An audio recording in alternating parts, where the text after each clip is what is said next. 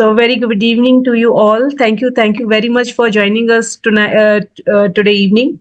And a special thanks to Veenu Singla ma'am. Thank you, ma'am, for joining us. Once again, welcome you all to Brandos. And those who are new to Brandos, now I could see many faces, many familiar faces, but still those who are new to Brandos. Brandos is the Breast and Endocrine Society. Initially, it started with Western UP because I work in Western UP. I'm Dr. Sudhi Agarwal Kamboj, Breast and Endocrine Surgeon. And but now it has a pan India effect, and not only pan India, we have participants from overseas as well. So we have faculties as well as participants who attend our program away from India as well. So that's something very a big achievement for our this forum. This forum is successfully being run for past more than 2.5 years, and we have more than 600 participants with us. And we discuss about breast and endocrine related problem on the last Friday of every month without any break. And we discuss about breast problem on every even month. We discuss about endocrine related problem on every odd month, and December being an even month, this time we have a breast meeting. And we usually pick topics of clinical relevance. We pick topics so that we can upskill ourselves in our clinical management. We upskill ourselves. We become more intelligent while we deal with such patients. And today's topic is really very important because there is a lot of confusion everywhere. I must say, especially about breast surgeons, we are illiterate in reading MR mammography. Whenever these images come to us, we may pretend that we know about these images, but to be very frank, there are very small number of breast surgeons who really know how to read. And not even this problem is with the surgeons, even the radiologists, I could see they struggle too much while reading these MR mammographies, because this is something, a technique which is very novel. It is a very new technique. And in today's forum, we have taken the opportunity to learn from very basic how we should, when we should prescribe, and suppose those images come to us, how we should read those images. So to have this program, today we have a very eminent faculties. So before I could introduce about our guest speaker, I would like to first introduce about our guest faculties who are with us. So we have Dr. Tanuj Garg sir. Dr. Tanuj Garg sir is the secretary of UP chapter of Indian Radiological and Imaging Society of India. And we have Dr. Satish Kumar Arora sir, who they are very prominent radiologist in Meerut. And sir is the president of the Meerut chapter of IRIA, Indian Radiological and Imaging Association. Then we have Shakti Pankaj ma'am. Ma'am, a very good evening to you. May I request if you can open your camera? Dr. Shakti Pankaj ma'am is a very dynamic radiologist, and she is the secretary of the Meerut chapter of Indian Radiological and Imaging Association.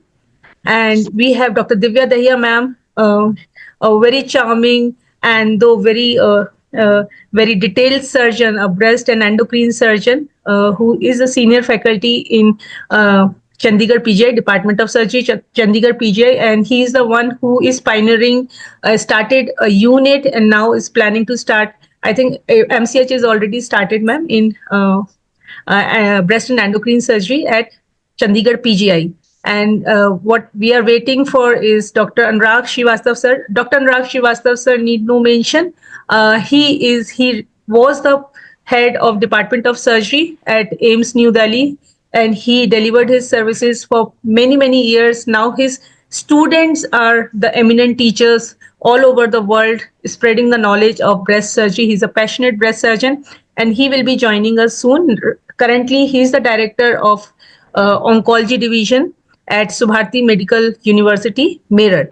And we have Dr. Gaurav Agrawal sir, who is an eminent breast surgeon, a world-renowned breast surgeon from Sanjay Gandhi Postgraduate Institute of Medical Sciences, and he had the Department of Breast and Endocrine Surgery at SGPGIMS Lucknow, and they were my teachers, like Gaurav sir, Anurag sir. I have learned lot from them.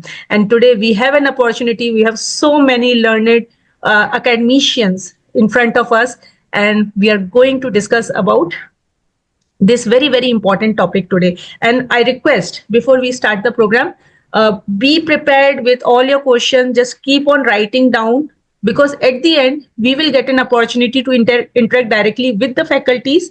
And also, in case, because we may try to wind off our meeting by 8:30, because ma'am has other commitments also.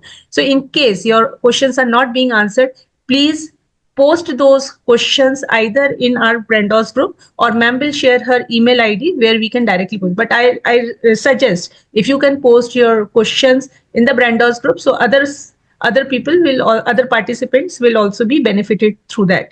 We'll try to provide the answers of all the questions. So,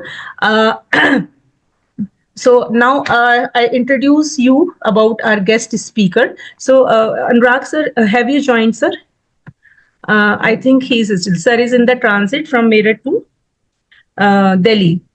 So he has a weekend transit there. So maybe he will join in a while.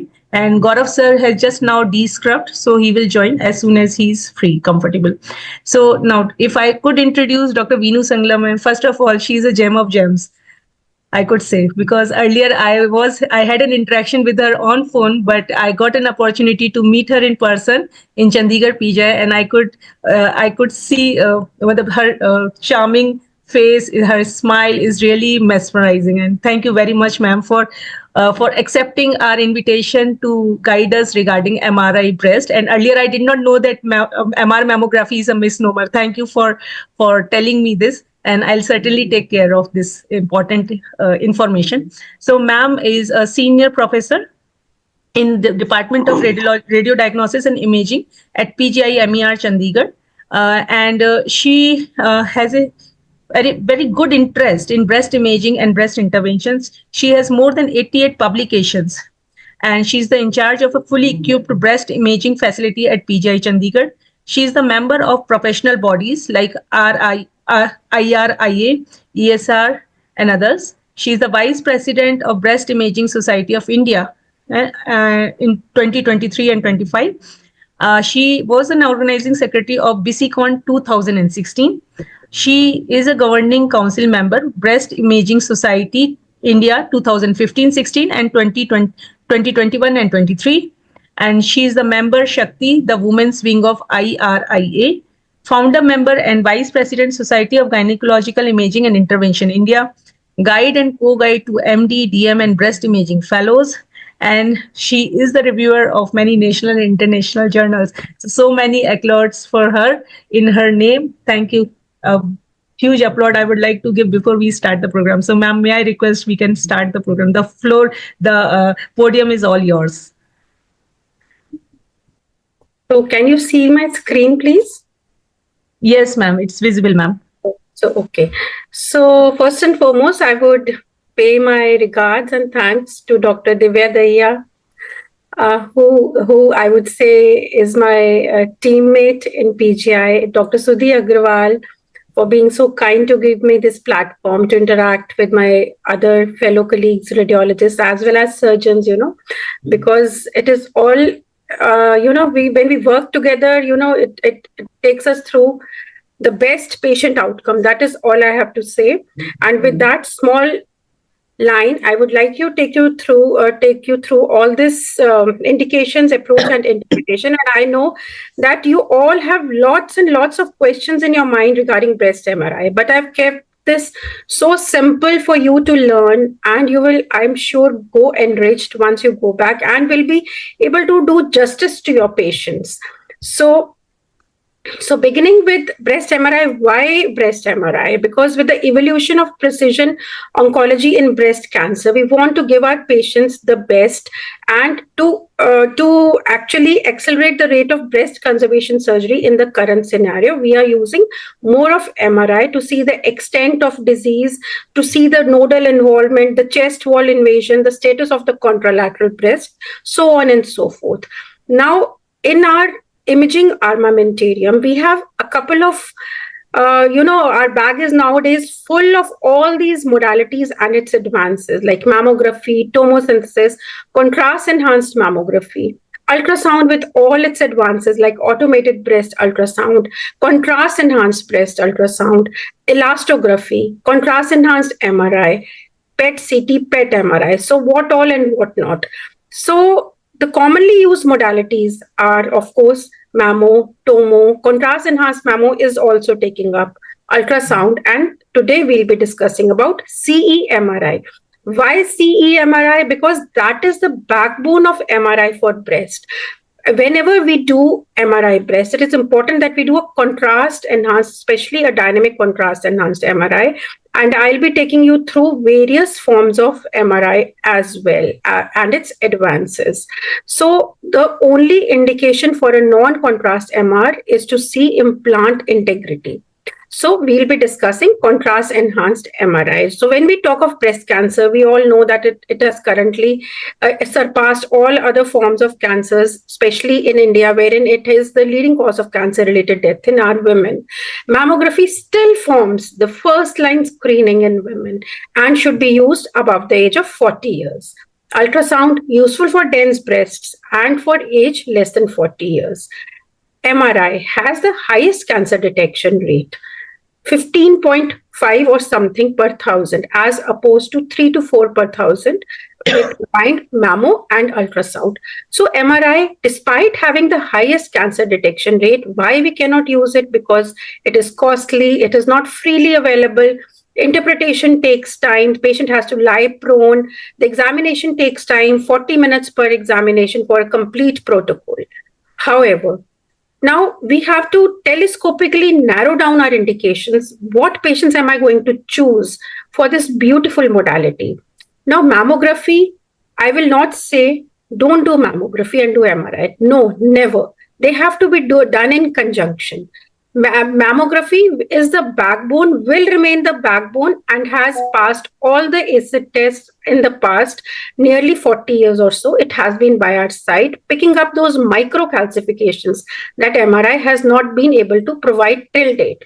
So MRI, despite having high sensitivity, has a lower specificity of about 93.9% as opposed to mammography, which is more specific than even MRI. So mammography and MRI, they all go hand in hand, the utility being individualized as per the patient needs. So we need to understand this before we go further. MRI is most sensitive but lacks specificity. This is the crux of this slide. Ultrasound is again operator dependent and it cannot detect our microcalcifications, which mammography can detect. So we have to use all these modalities as complementary and as an adjunct to each other for the best patient outcome. So if we compare mammography and breast MRI, so why MRI? Because it is a functional modality. It relies on tissue neoangiogenesis. Now we all know that breast cancer develops, and when it develops, it recruits new vessels. And somebody's on unmute and is coughing. Please mute yourself. So breast MRI relies on tissue neoangiogenesis, and these newly formed vessels are leaky, and that leads to enhancement. And it is this enhancement that we exploit to reach our detection and diagnosis in breast MRI. So this we need to understand that breast MRI is a functional modality. It will give me information about the vascularity as opposed to mammography, which is a structural modality. And in mammography, our hands are tied when the breast is dense, whereas in MRI, the sensitivity is not limited by breast density or tissue complexity. Mammography is still a cost-effective tool. Most of our women cannot afford a high-cost MRI. And mammography demonstrates the low to intermediate grade invasive cancers. And in contrast, MRI captures the high grade and the more invasive diseases. So this is the basic difference between the two, main being a structural versus a functional modality.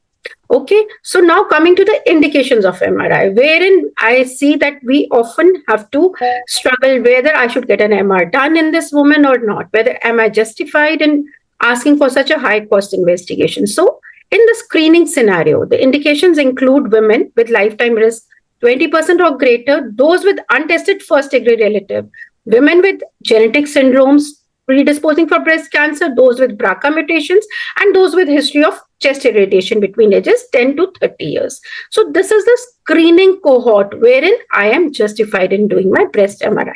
So coming to those women which have already been diagnosed with a breast cancer, what is the role of MR in this women? So preoperative assessment of disease extent for surgical planning. I need to know whether there is, apart from this mass, is there an area of non-mass enhancement as well? What is the true extent of the disease? What is the other non-calcified component of the disease, which MR can pick up so beautifully? Also, the status of the contralateral breast in heterogeneously dense breast and in extremely dense breast, that is the ACR C and D breasts.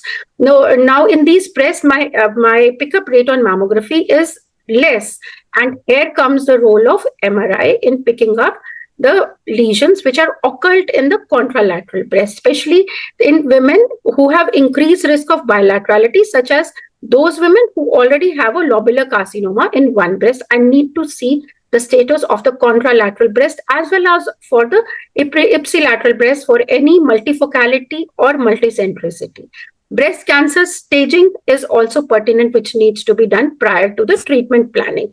And nowadays, with the rising use of neoadjuvant chemotherapy, we need to monitor the tumor response, and MR is the best modality to tell us about the tumor response, and the residual tumor size as depicted on MR is the best correlate with the pathological specimen size. So MR is the best modality for neoadjuvant chemotherapy response even after 2 cycles of chemotherapy, and will separate the responders from the non-responders. And if I know my patient is not responding to chemotherapy after 2 cycles, I can change the chemotherapy regimen, and the patient doesn't have to go through all the 8 cycles and to bear the brunt of the not only the cost but also the side effects of this chemotherapy. So I'll just take you through briefly through the technique so that you all understand what all we need to do before the pre-acquisition. That is, we need to see the indications, as I have told, in the screening and the diagnostic setups. We need to see the clinical details and the patient factors, and then we acquire. There are certain things to be noted while acquiring also, and post-acquisition we need to do certain reformats. So let us go through each of these one by one. So coming to the acquisition. So herein, what happens is we actually just do not see the previous mammography and ultrasound, and we just see that the patient has an MRI. That is enough. So we cannot read an MRI alone. We have to read it in conjunction with the mammo and ultrasound. Understand this. And a second look ultrasound after doing a breast MRI is of utmost importance, because most of these lesions that are newly picked up on MRI are ultimately targeted or tried to be targeted firstly on ultrasound. It's only if we do not pick up these lesions on ultrasound do we use an MR guided technique. So we first confirm our indication in the requisition form that the surgeons are filling.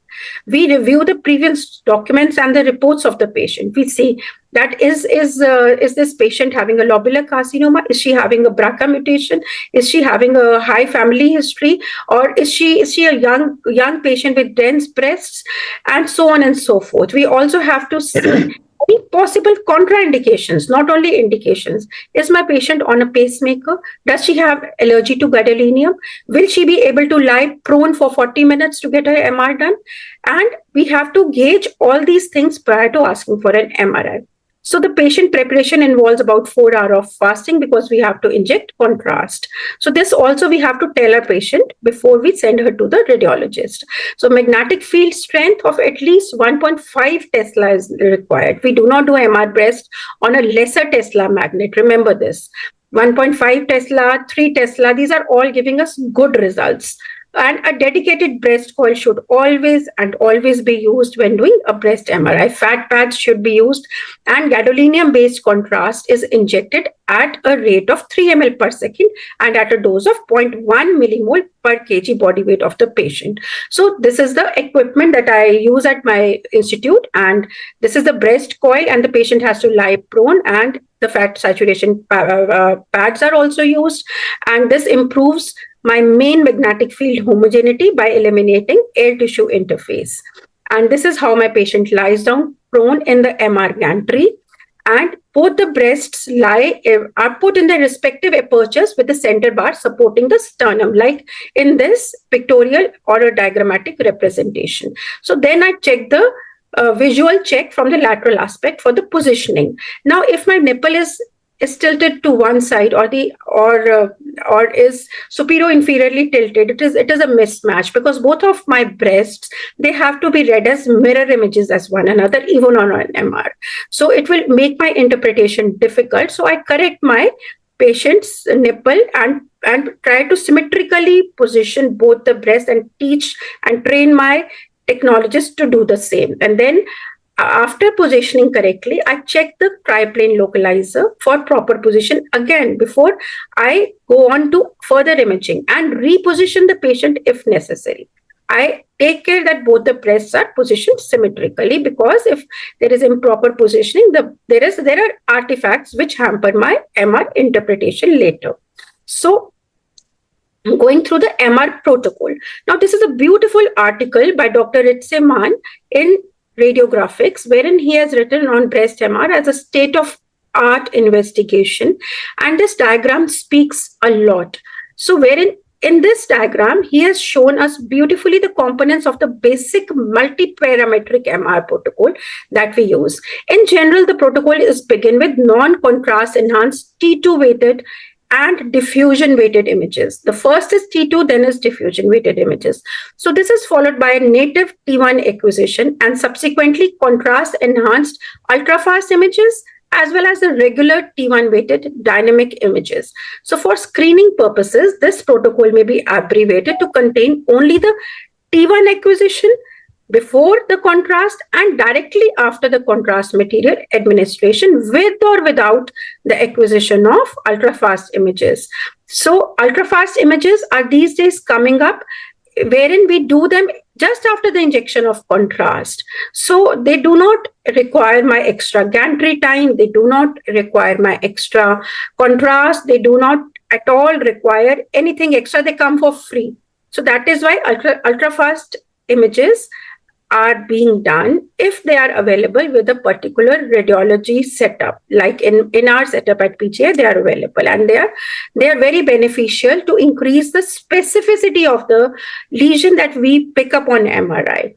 So the information on ultrafast images is actually in essence and rather more discriminative than the delayed phase dynamics. And so these are more and more being used and are required before we take our routine MR sequences in the waiting time. So after I give my contrast, this is my T1 is my pre-contrast, and then I inject my contrast. In between these 2 minutes, I'm going to acquire my ultrafast images. 2 minutes is actually my waiting period before I start acquiring my dynamic contrast enhanced images.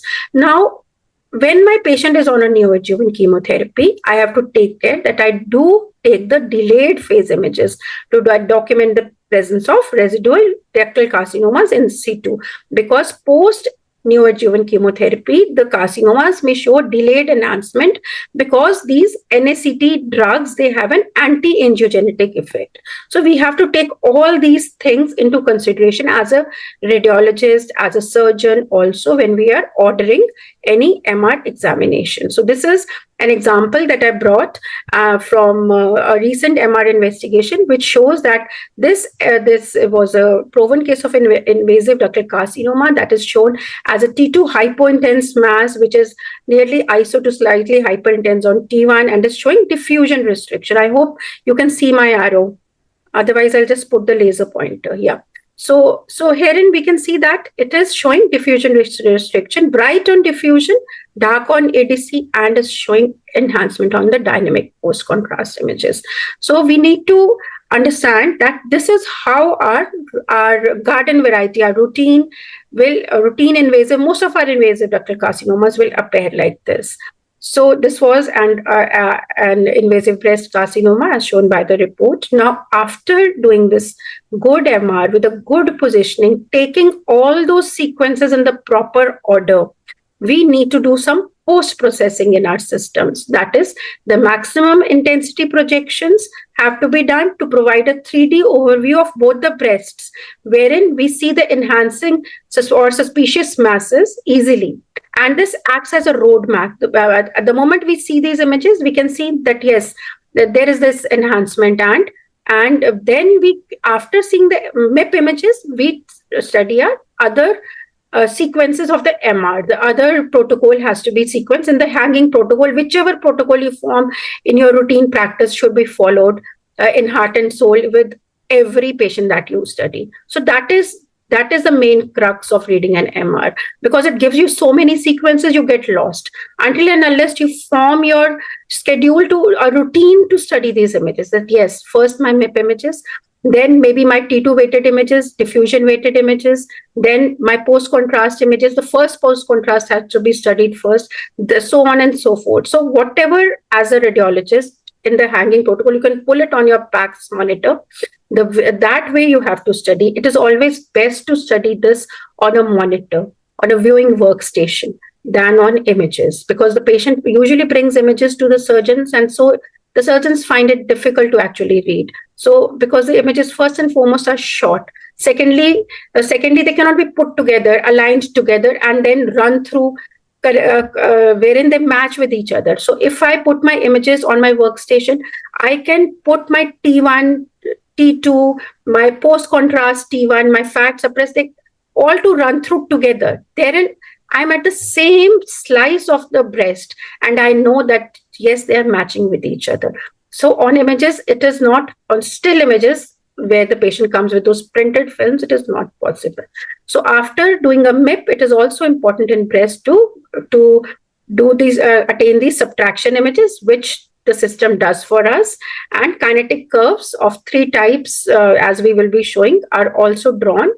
And by drawing ROI, or the region of interest, on the most enhancing part of the mass. So fat suppression is used because an enhancing cancer may be confused with a non-fat suppressed fat, and subtraction is used because some structures may exhibit high signal intensity even before contrast material is administered.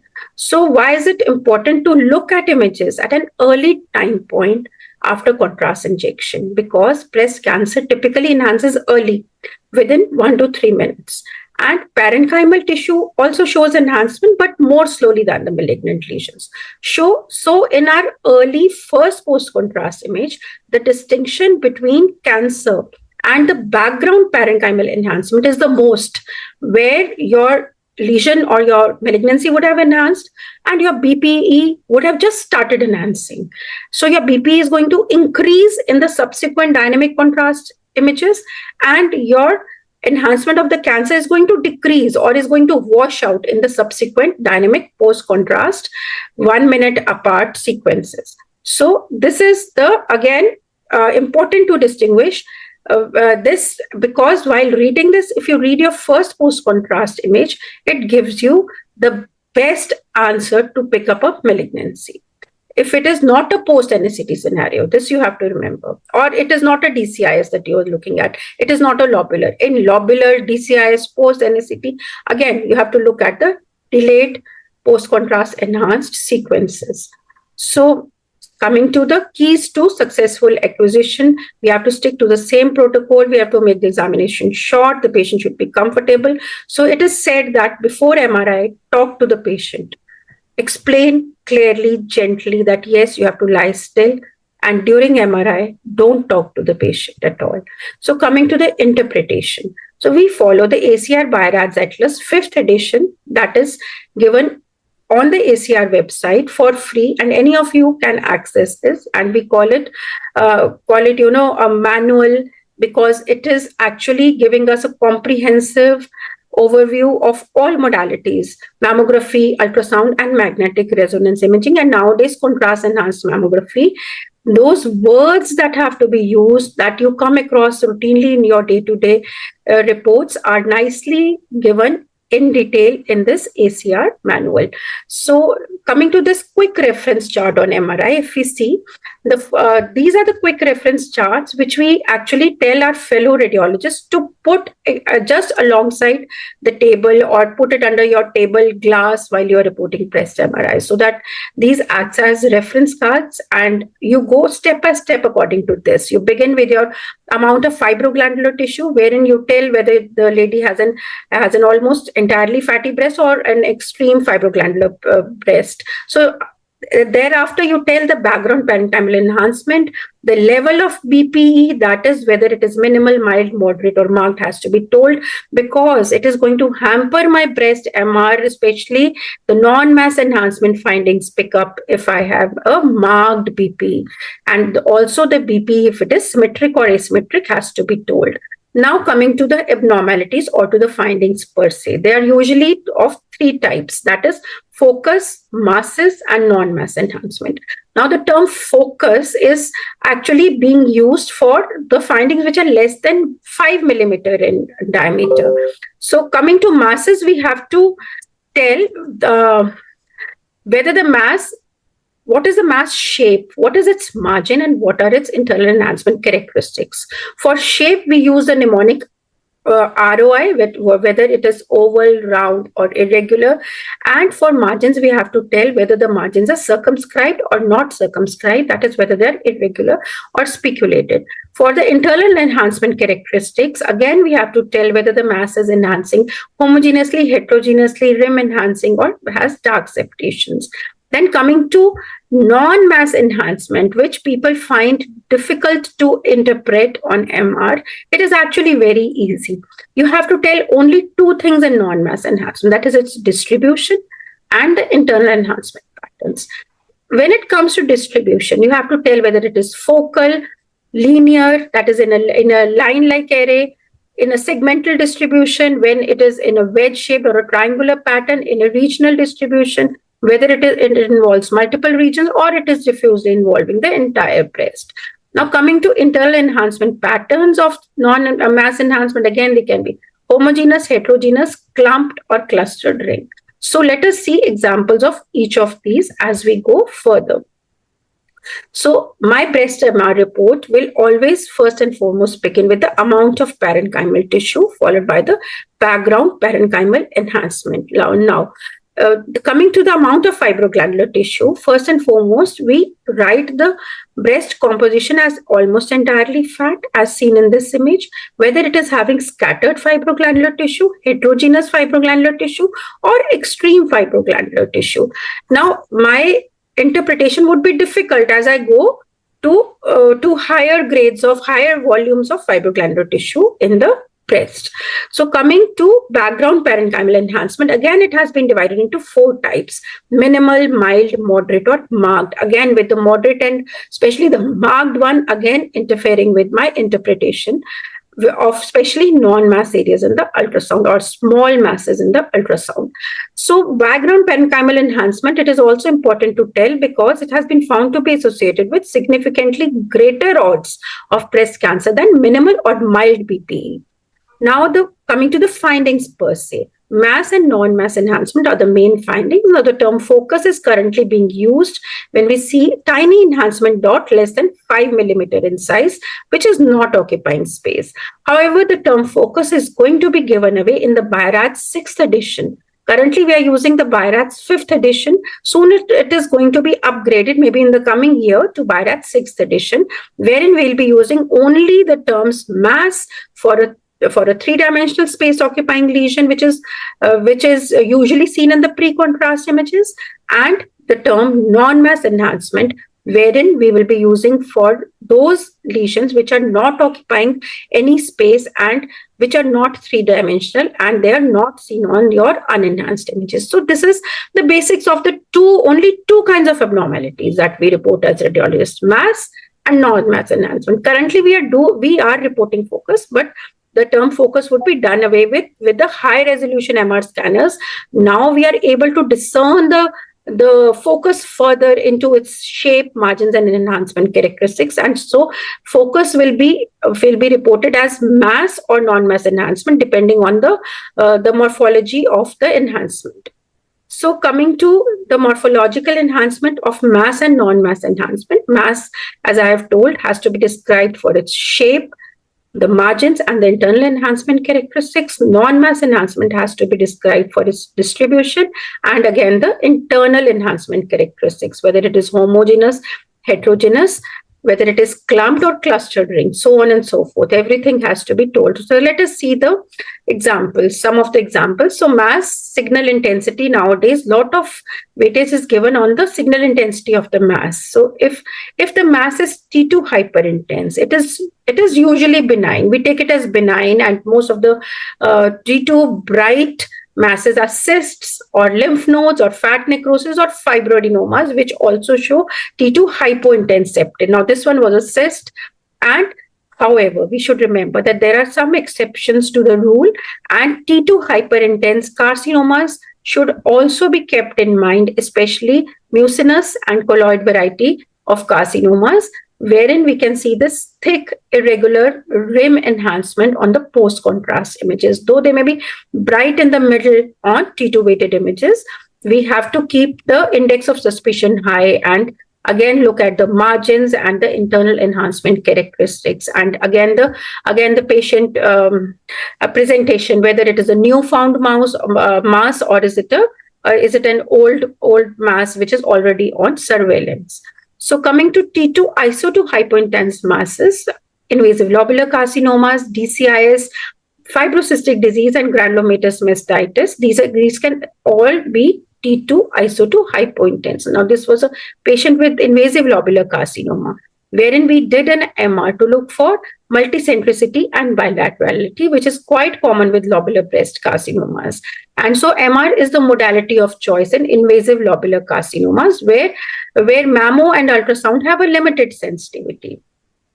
So these are T2 iso2 hypointense. And now coming to T2 more hypointense masses. Now IDCs are T2 hypointense. The moment I see a T2 hypointense mass, I will be more, more aware. I'll be more suspicious. And however, I will always remember that there are other things which can be T2 hypointense, like sclerotic fibroadenomas, scars, lymphomas.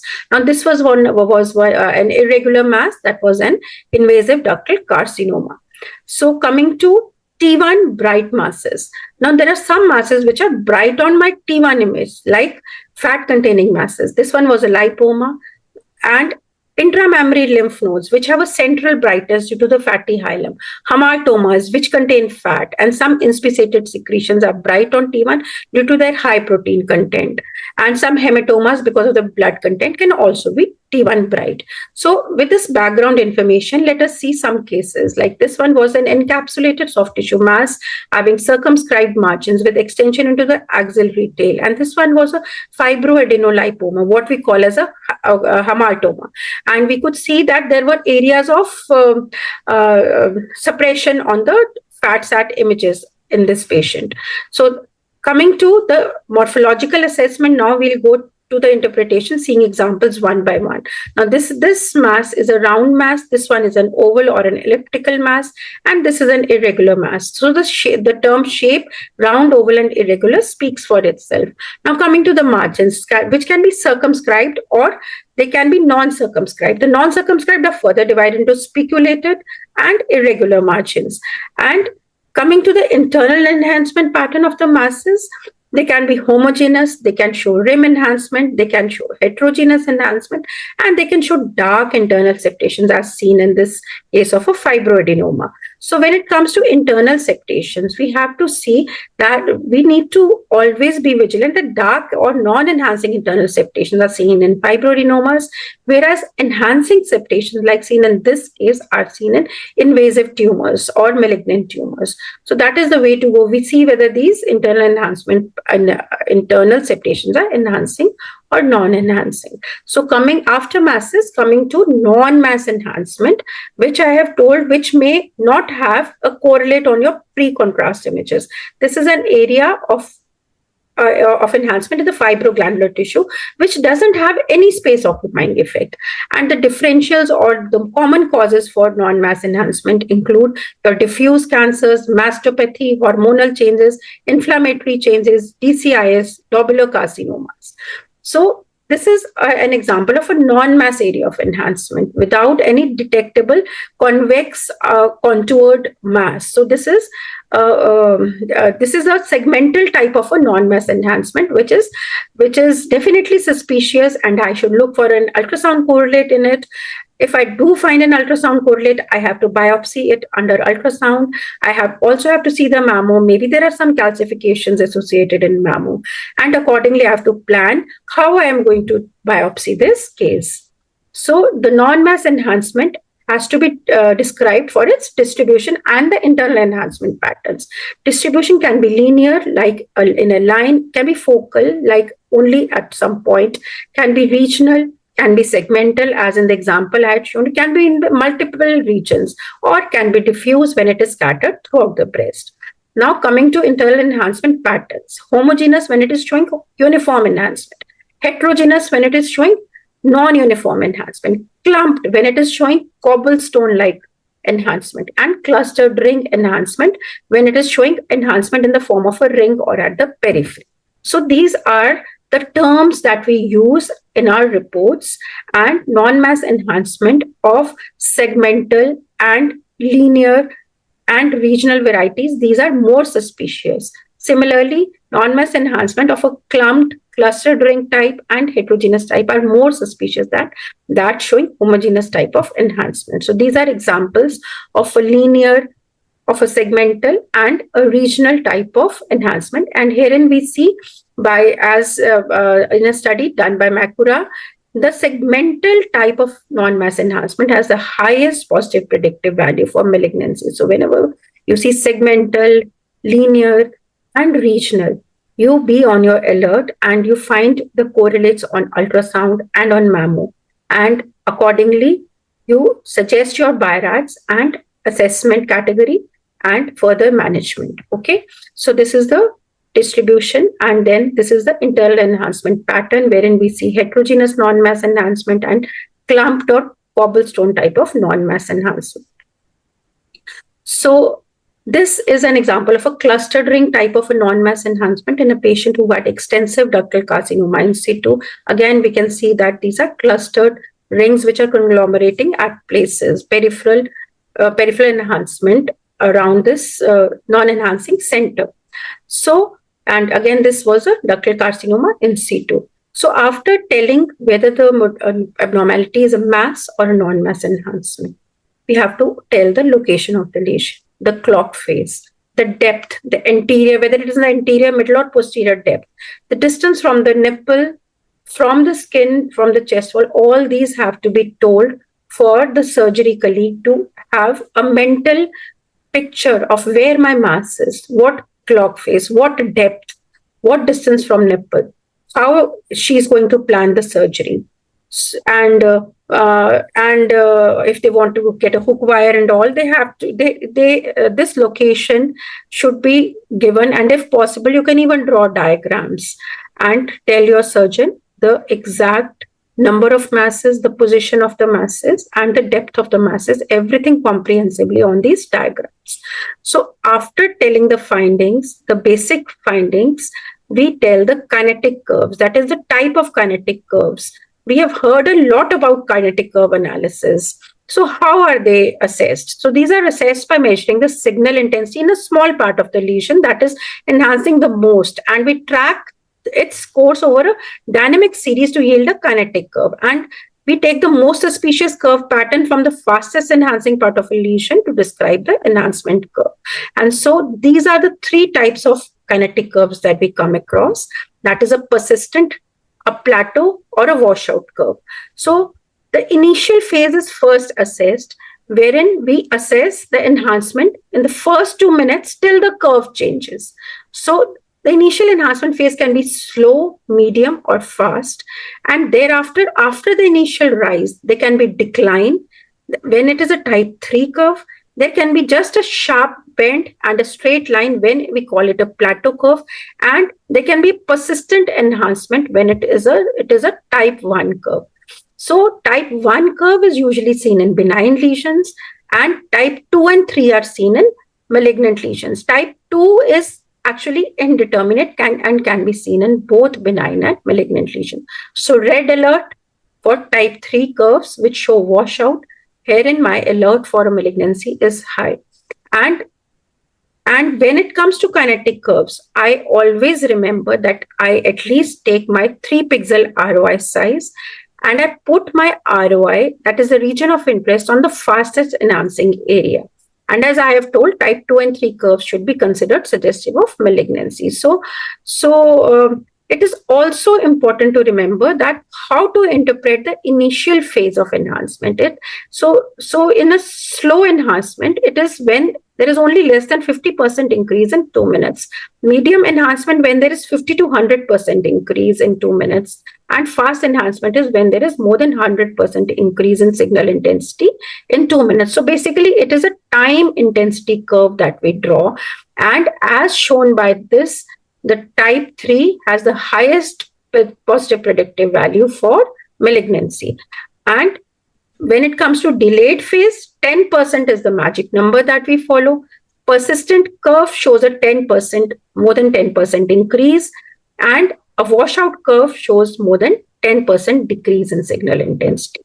So we should also remember that kinetic curve assessment is basically used for differential diagnosis of morphologically equivocal masses. So most of my interpretation is based on the morphology and the enhancement already by eyeballing. I've already formed a mental opinion, and I just now need to further characterize whether the mass is more likely to be benign or malignant. And then I do kinetic assessment. And however, I always remember that kinetic curve assessment alone is insufficient to distinguish between benign and malignant masses. And always, it is the morphology that trumps the kinetics. And kinetic curve assessment should not be used for non-mass enhancement areas because these exhibit inconsistent angiogenetic activity. So these are some of the alerts that we should be knowing about the various types of kinetic curves and how to put an ROI, where to put an MR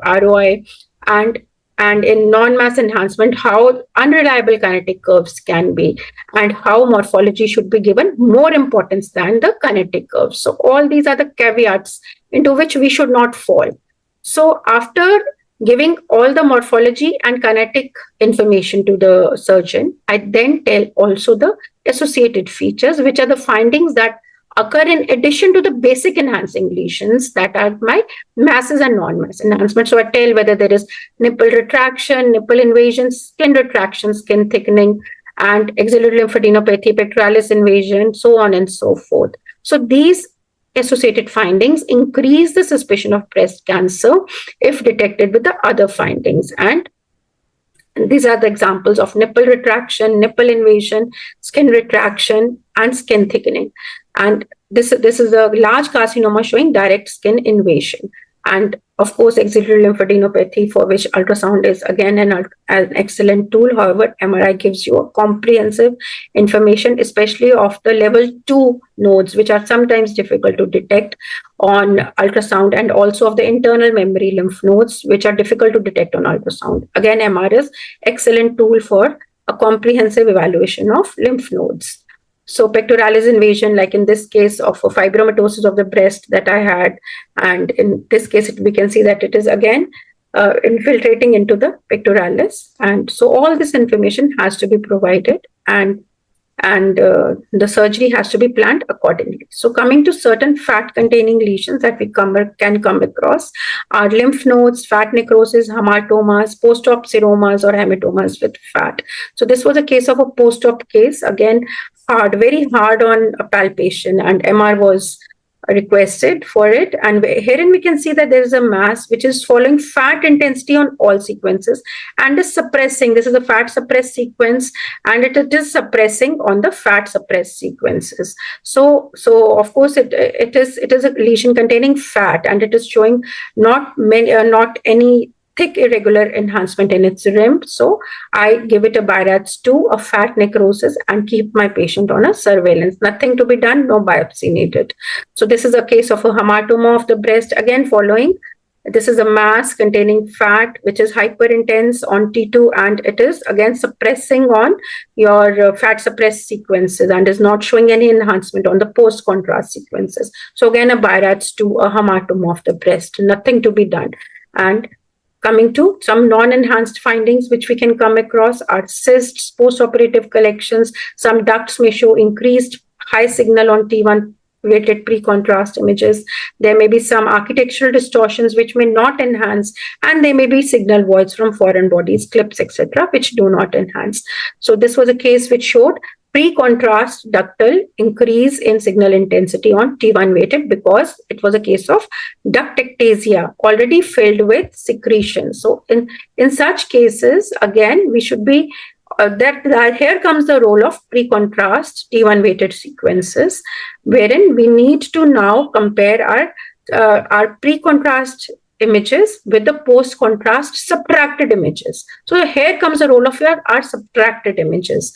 That is why subtracted images are needed, and so that those lesions which are already high signal on T1 pre-contrast may not hinder our interpretation on our T1 post-contrast images. Okay, non-subtracted images can sometimes mislead in such scenarios.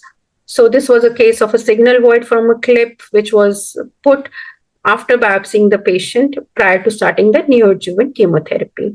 So coming to common differential diagnosis, what all can present as masses? Of course, benign tumors, fibroadenomas, fibroadenolipomas, Phyllodes tumors, invasive ductal carcinomas.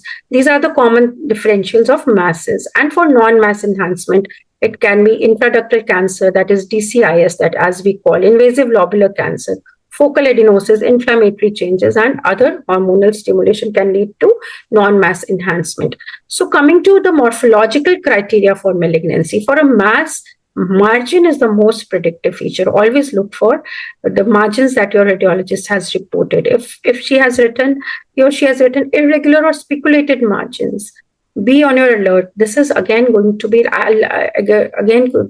highly predictive of a malignancy. If there is a heterogeneous enhancement that has been reported, or there is a rim enhancement that is being reported, so these are more in favor of a malignancy. And in NME, as I have told, segmented or clumped enhancement in a linear or ductal distribution. So these are again all high predictors for malignancy. So coming to morphological criteria for benignity, lack of enhancement usually favors a benign lesion. So if any mass is showing lack of enhancement, I will usually go in for a benign lesion. However, I will remember that there may be mucinous or colloid carcinoma, which may show non-enhancement. So accordingly, I will look for the age of the patient, the presenting complaint, and any previous mammograms, any previous ultrasounds or MRIs that the patient might be carrying. And it is usually thought that lack of enhancement is seen in benign lesions.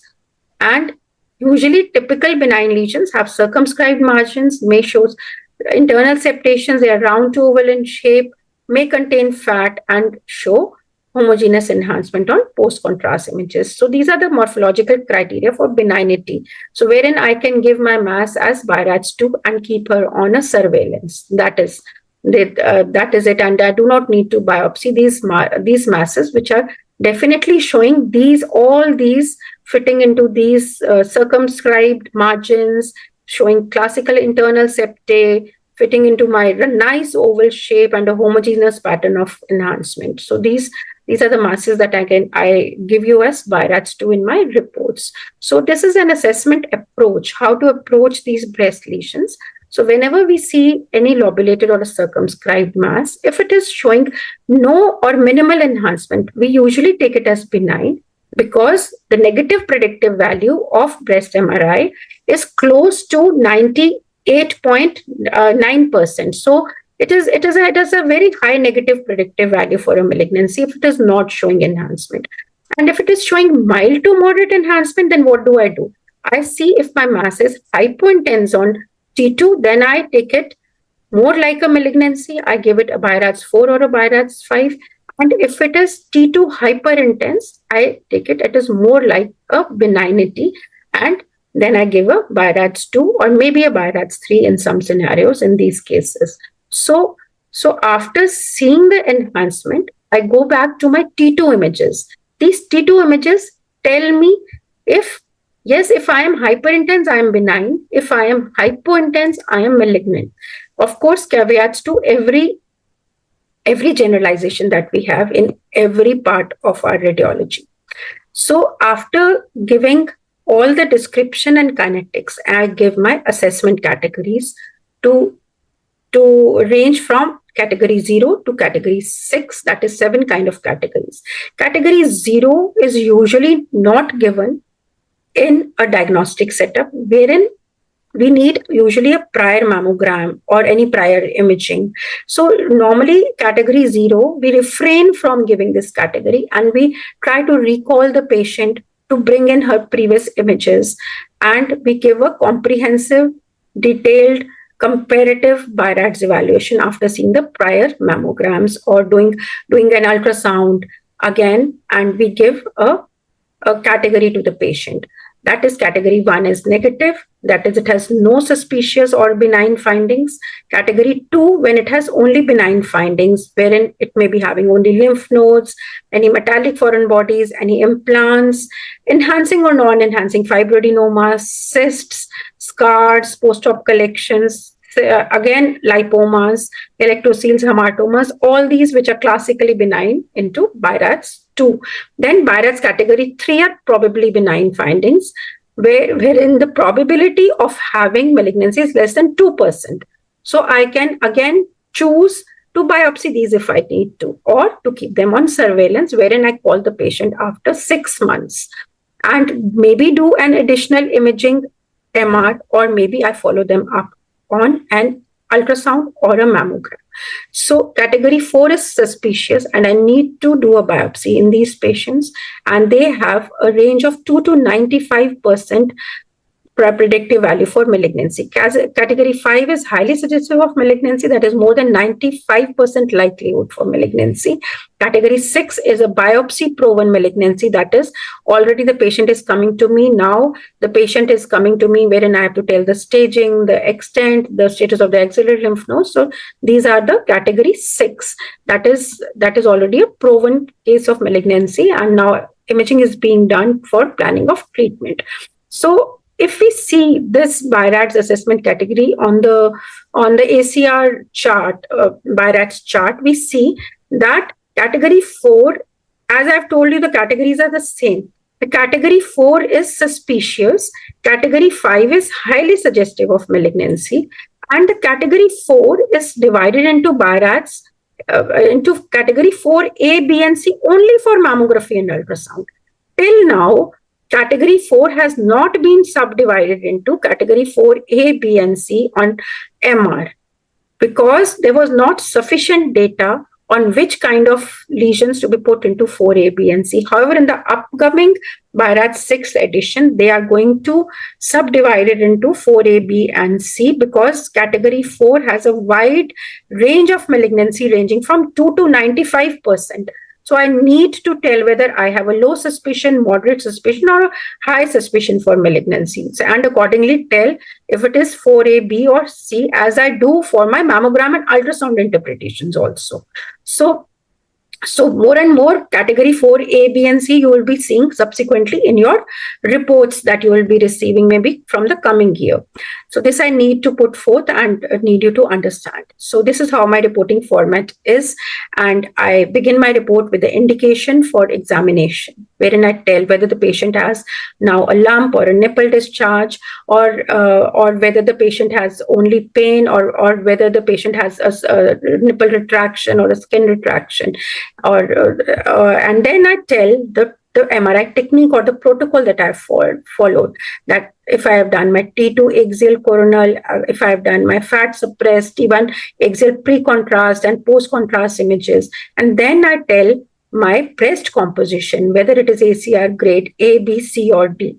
Then I tell my BP, that is the background parenchymal enhancement. Now, all these I've shown you the examples and told you the value of all of this. So this is how the radiologist report comes to you with the history, the protocol, the breast composition, the background parenchymal enhancement, and then come the findings. So do not start reading just from here. Also, all of these have meaning, because if my patient is showing intense BPE and I am reporting a small focal NME, maybe the level of pickup may be reduced. Similarly, in dense pickup, again the level of pickup may be again hampered by the breast density. So after giving the findings as mass or non-mass enhancement and telling them in detail, I then give a BI-RADS, whether it is a BI-RADS 1 to BI-RADS 6, and then I give my management recommendation and tell whether you need an ultrasound guided core biopsy. And if in case I do a second look ultrasound after doing an MR, I incorporate that ultrasound finding also into this report itself, and again give the complete report of MR, writing concomitant ultrasound shows so and so in this report itself, so that my patient does not carry 2 or 3 reports and carries a single document and gets treated on the basis of these findings. So this is how a comprehensive report and management recommendations have to be given in the end, definitely. So showing you some case examples for various indications. This one was a newly diagnosed breast cancer. In newly diagnosed breast cancers, we do a staging evaluation to define the extent of cancer or the presence of multifocal or multicentric cancer in the ipsilateral breast, as well as, of course, in the contralateral breast. And ipsilateral multicentric disease can be detected in 10 to 27% of patients. And this was a patient who presented with this asymmetry with some areas of these suspicious calcifications that were pleomorphic in nature on mammogram. And MR was done because this was biopsied. Correlate was found on ultrasound and was biopsied with a 12-gauge needle on ultrasound.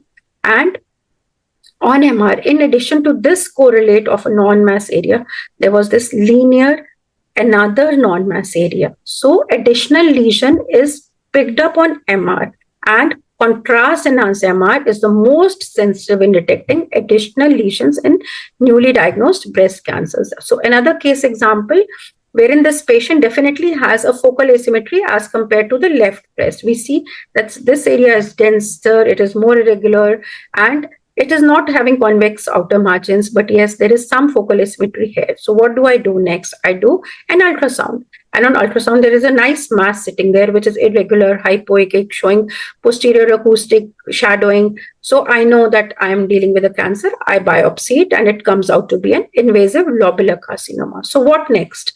Now I have to do an MRI or a functional imaging or a contrast enhanced imaging, ideally in this case. Why? To look for additional contralateral and ipsilateral breast masses or areas of non-mass enhancement, as lobular carcinomas are more prone to have more foci of enhancement or more foci of malignancy in the same breast or in the opposite breast. So in this case also, we could find that the same asymmetry corresponded to this irregular enhancing mass as seen on the subtracted images. But lo and behold, what added information did MR give me? It gave me this satellite nodule.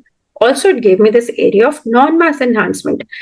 And we have to tell the surgeon that, yes, remove this also. Do not just take out this lump and the patient is done away with.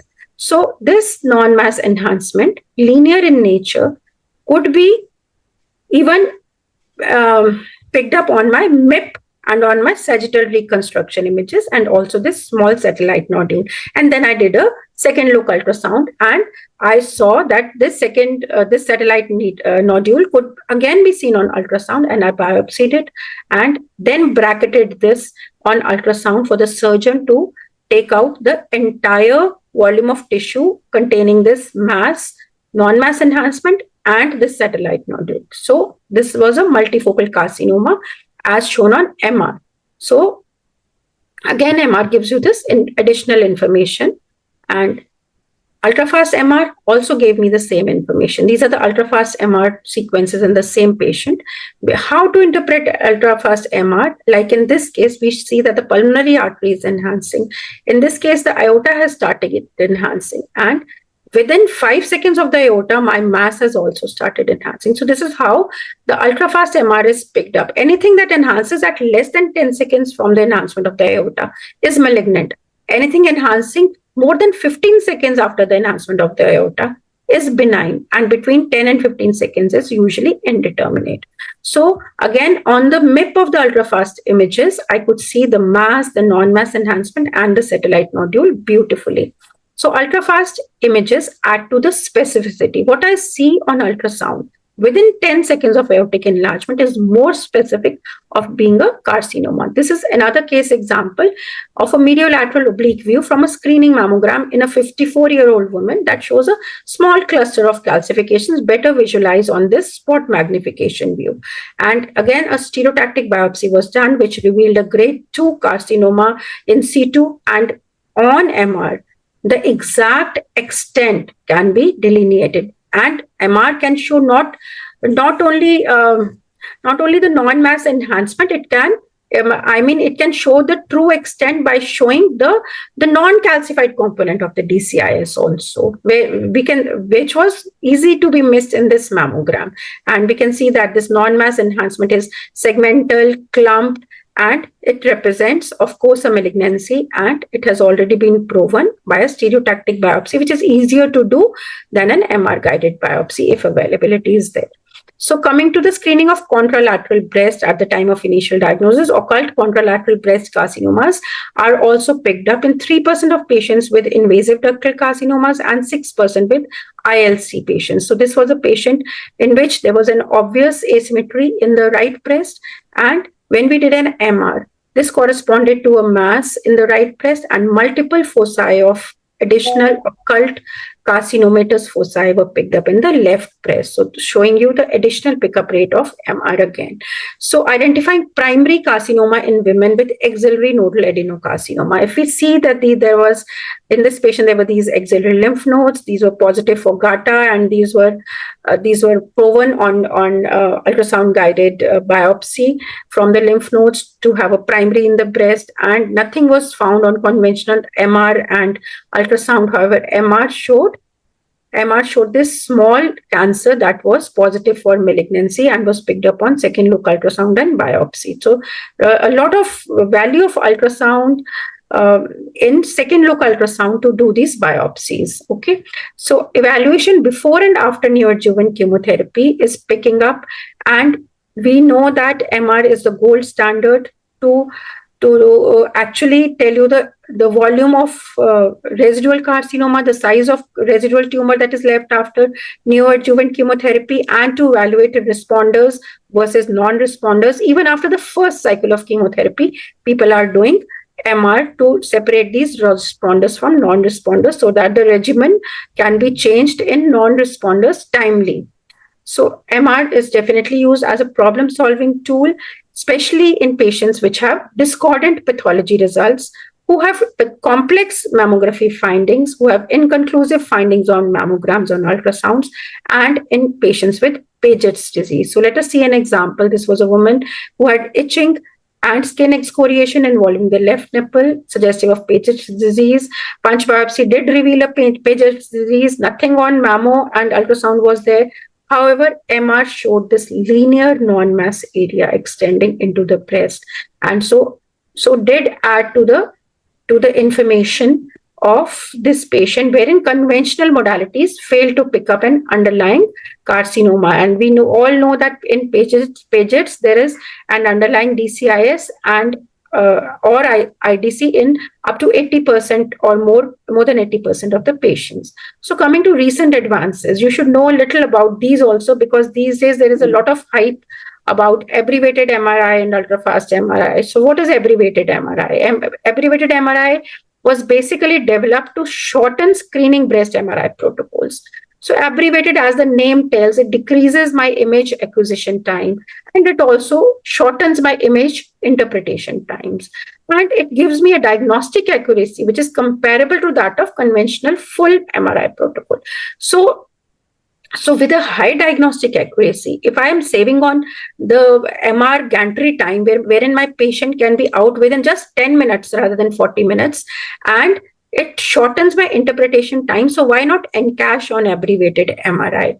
So abbreviated MRI is done using various permutation combinations by various authors. The one that we follow in our institute and is more in vogue, as shown by Gao Yemingi et al. In a recent article that was published in Radiographics. It involves a pre-contrast T1 sequence and a single post-contrast T1 weighted sequence with fat saturation.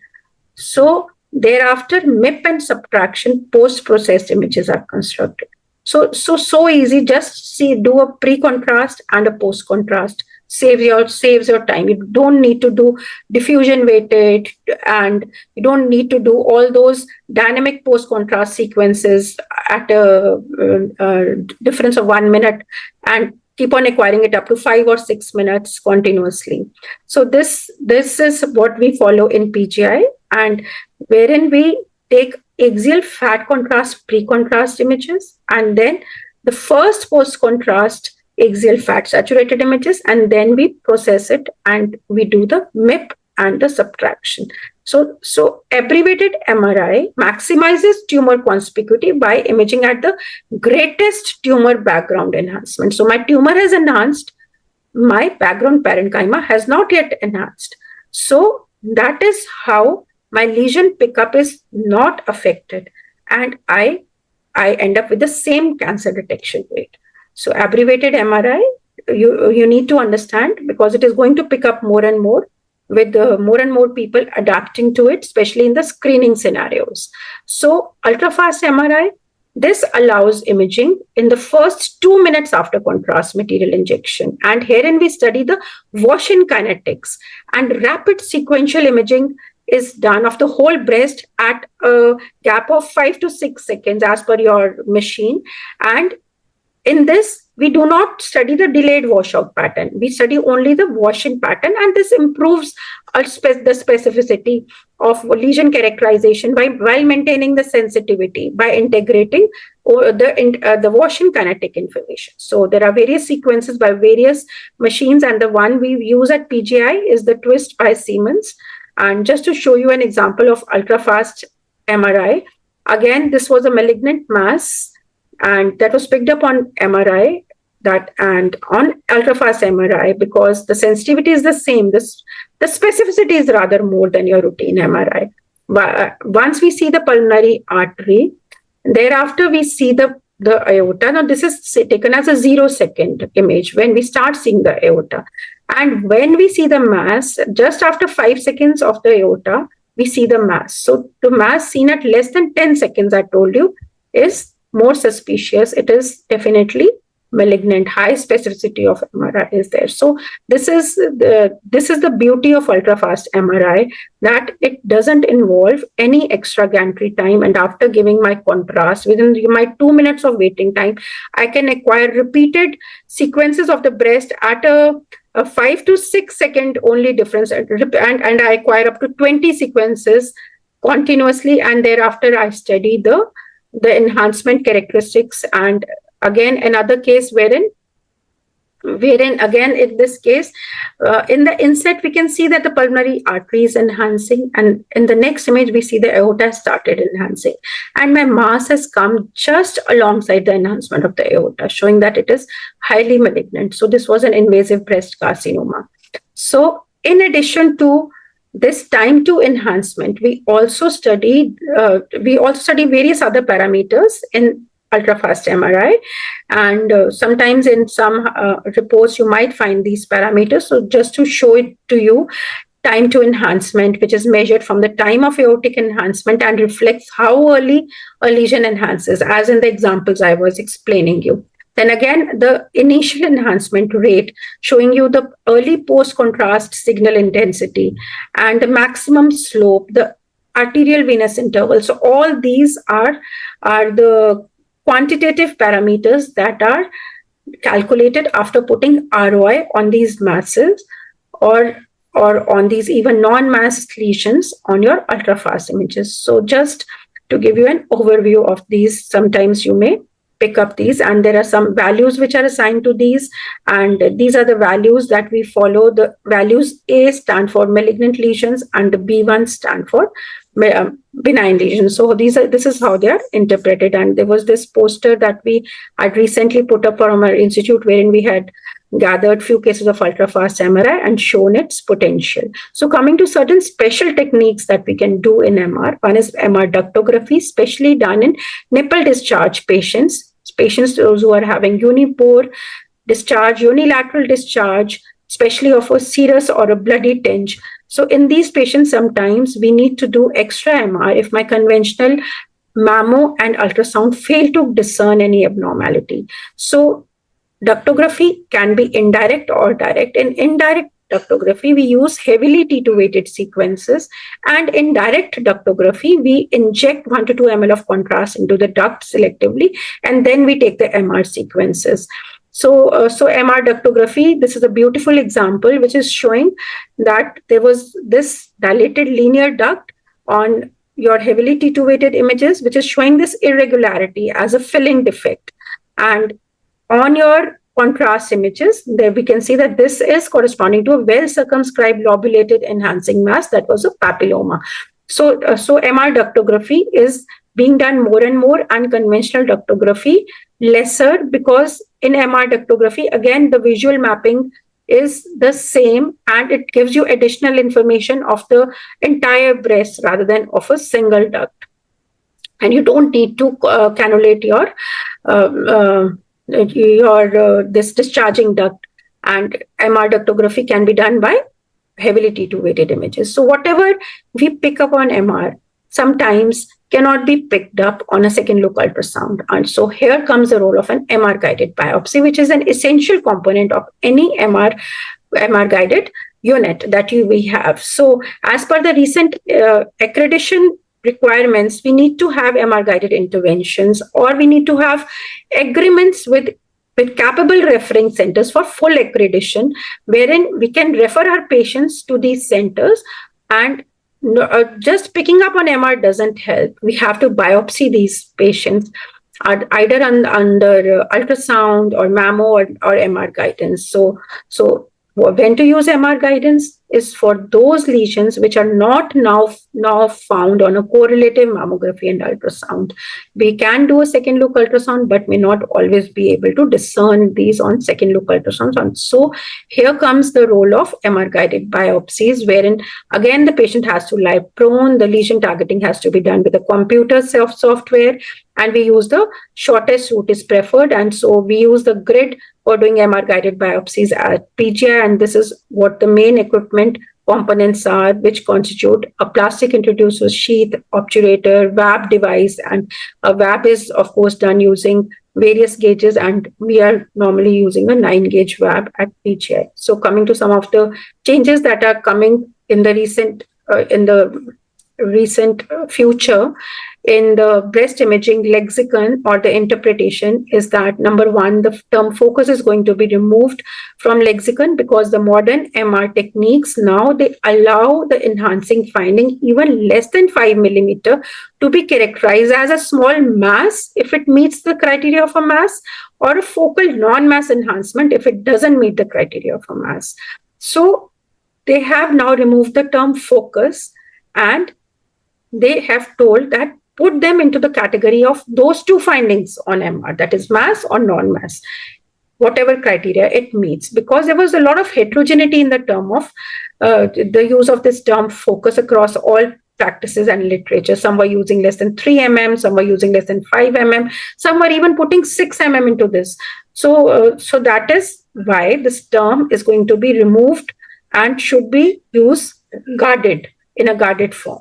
So T2 intensity is going to have a lot of weightage. So if my mass is is characterized as T2 hyper intense. I know that I am usually mostly dealing with a benign mass, and T2 hyper intense, I know I'm dealing with a malignant mass. So that is why they have put in a lot of weightage on the T2 signal intensity as well. And they've also put in that we have to tell the axillary lymph nodes all the levels in detail in our reports when we send it to the surgeons. Level 1, 2, 3 have to be told. And the category 4, I have already told, would be divided into 4 A, B, and C. So these are some of the changes also that we are looking up to, that would make it more interesting, that would make it more applicable. And so in the end, some take-home points. So first and foremost, when we order an MR, we should know the indication, the exact clinicals of the patient before acquisition, whether my patient has a recently diagnosed carcinoma, whether she has a biopsy-proven carcinoma of a lobular variety, whether she has a BRCA mutation. So we have to know the indication why I am asking for an MRI. And we have to keep the prior breast imaging at handy. Does my patient has had a mammogram already, or do I need to first assess her on a mammogram or a good ultrasound done by a good breast radiologist, which will maybe give me the report that I want. So thereafter, I also need to see that would my patient be able to lie prone for 40 minutes or 30 minutes. And I have to see that some of my patients may not be able to lie prone because of obesity, because of shoulder problems and claustrophobia. So I have to see all these things when I order a breast MRI. And I also have to order a contrast enhanced MRI if I am looking for breast cancer, or I am looking for staging, or I am looking for additional lesions, and I'm not looking for implant integrity. So always order for a dynamic contrast enhanced MRI and ask for subtraction images, because subtraction images are the key to interpretation the MR. So read on a dedicated workstation. Just do not look at the films and say that yes, this is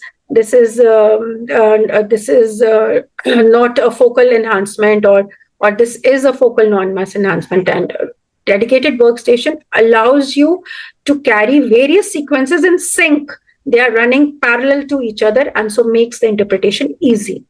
Always have a consistent search pattern and use the post-contrast MIP as an overview or a roadmap. The same hanging protocol should be always followed while interpreting. Otherwise, you are always going to be lost in the MR images. So compare the study with the prior studies for stability or for progression. And always have a high degree of suspicion in patients who have BRCA positive cases or who have a family history. So these are some of the good references, and you can refer to these, those who are interested to read more about breast MR. And these are some of the comprehensive, vastly research studies, and the ACR BIRADS Atlas especially will give you an insight into the interpretation. So with that, I end the talk saying that no patient is the same, and we need to tailor each investigation into the breast cancer journey to fit into each individual's needs. So thank you very much for a very patient hearing. And I am ready to take up any queries on my email. And this is my email address.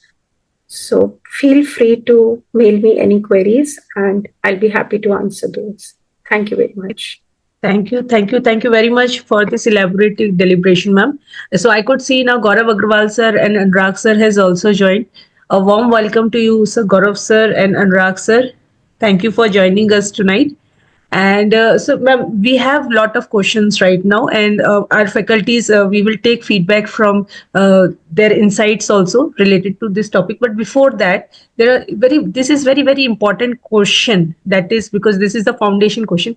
You mentioned about T1, T2, fat suppressed, STIR, ADC, subtraction images, MIP. So, may I request in a very simplified form, if you can tell.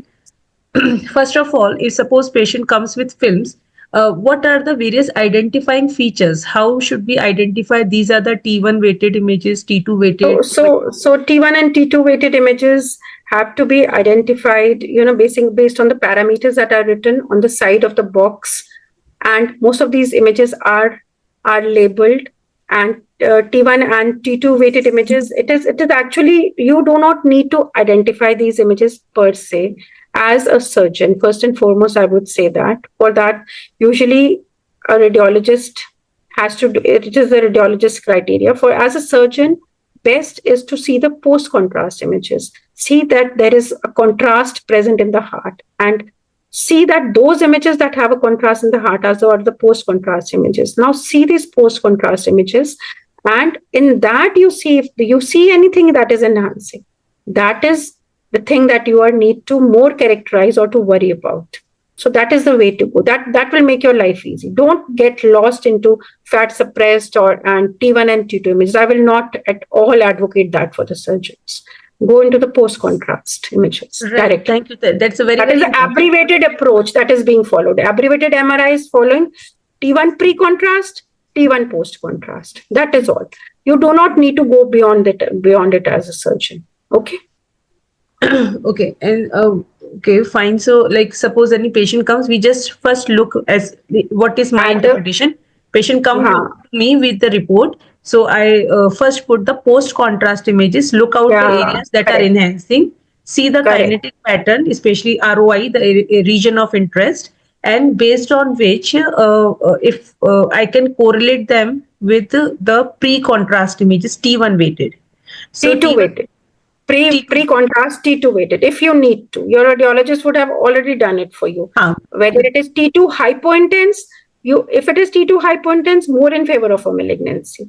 If it is T2 hyperintense, more in favor of a benignity.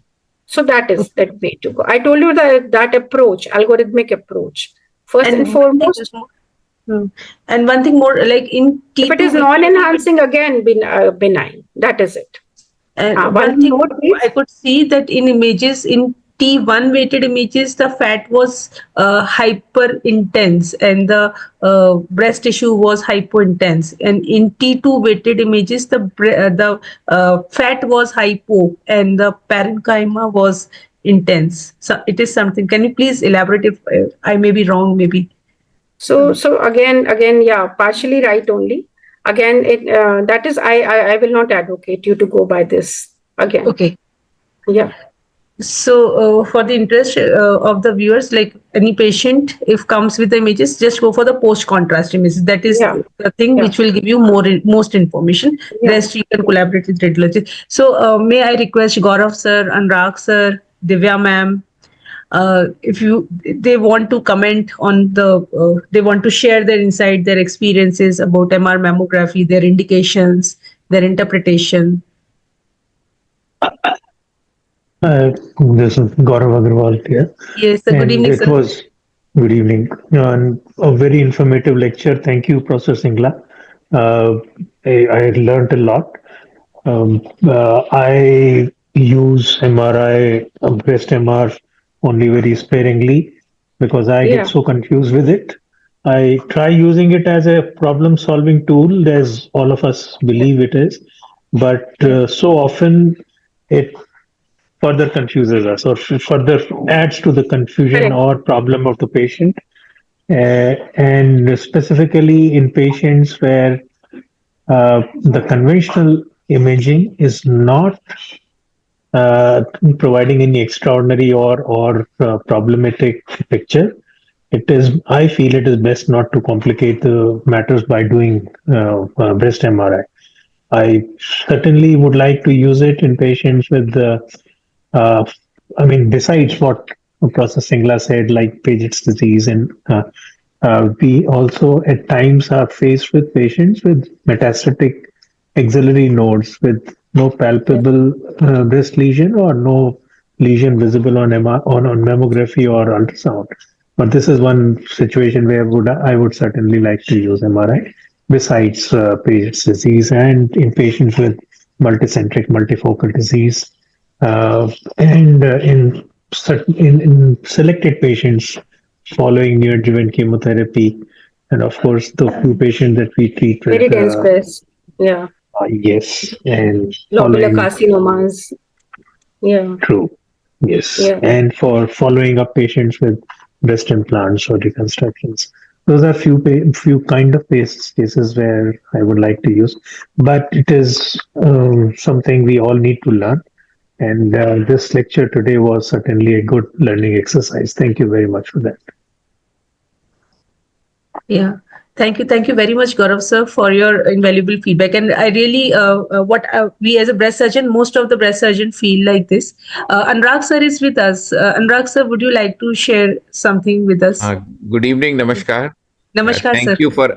you for organizing such a impressive and informative session, and by a word authority in this field.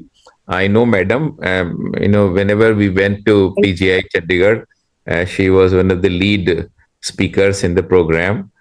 So thank you, madam, for delivering this beautiful lecture My and, pleasure, sir. Thank you. and making us more wiser in this area.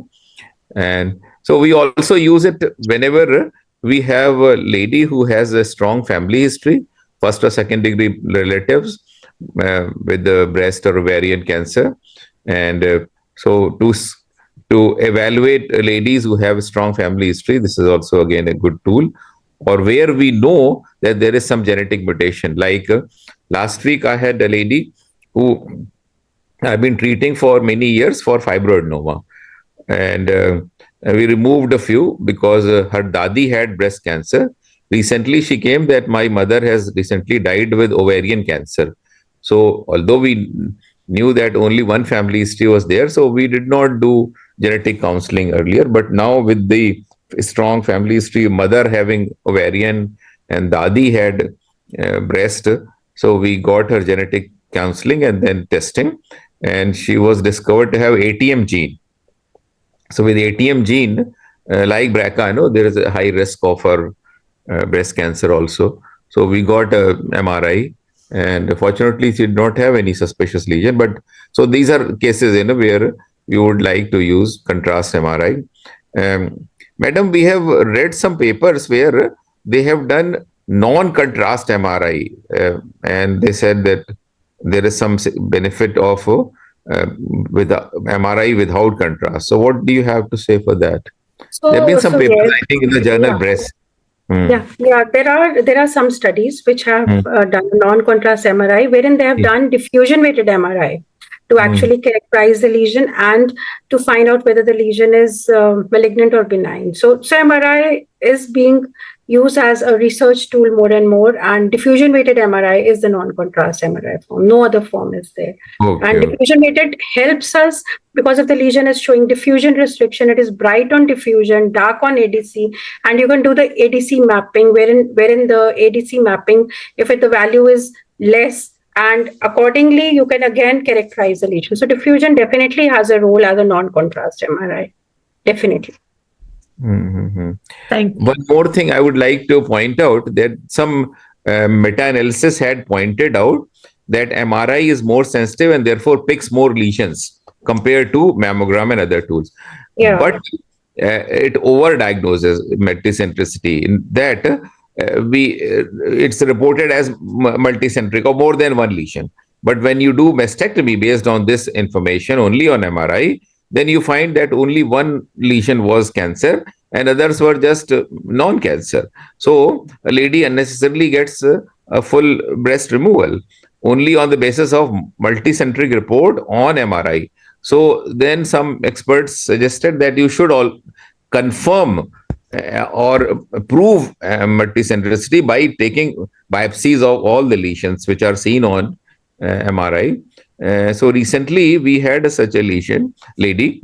Her sister had died of triple negative breast cancer at age 45, and she came with 1 month history of just pain, no lump.